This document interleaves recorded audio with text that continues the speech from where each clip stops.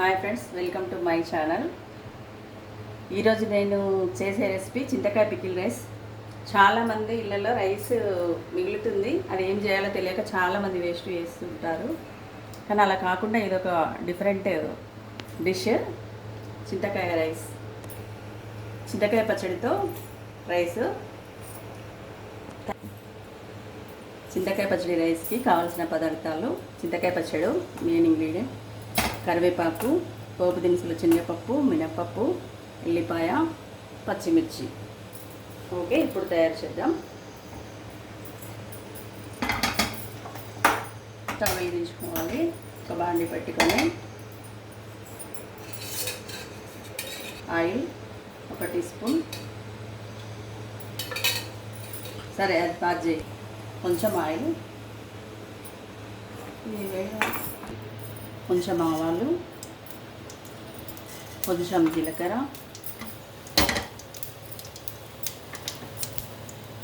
పచ్చిమిర్చి,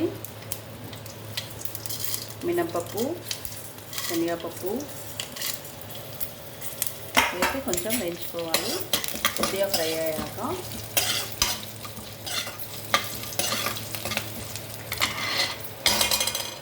కరివేపాకు,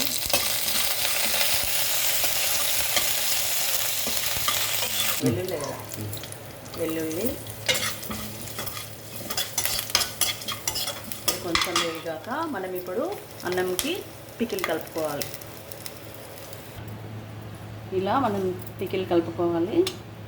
మనం మామూలుగా అన్నంలో చింతకాయ పికిల్ ఎలా కలుపుకుంటామో అలా కలుపుకొని ఆ తర్వాత దీన్ని పోపులో వేసుకోవాలి.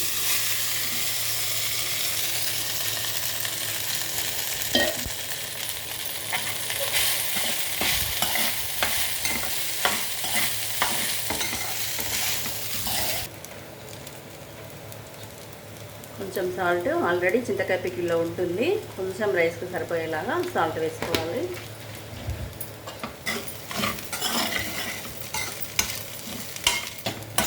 5 మినిట్స్లో అన్నం ఫ్రై అవుతుంది. రెడీ. ఇది చాలా బాగుంటుంది టేస్ట్. ఎప్పటి నుంచో వస్తుంది ఇది చింతకాయ పచ్చడి. నానమ్మలు, అమ్మమ్మలు, తాతలు అందరు తిని చాలా పుష్టిగా ఉన్నారు. మనం చల్లన్నం పడేయడం వల్ల మనం ఇలా ఉన్నాము. అందరూ ట్రై చేయండి.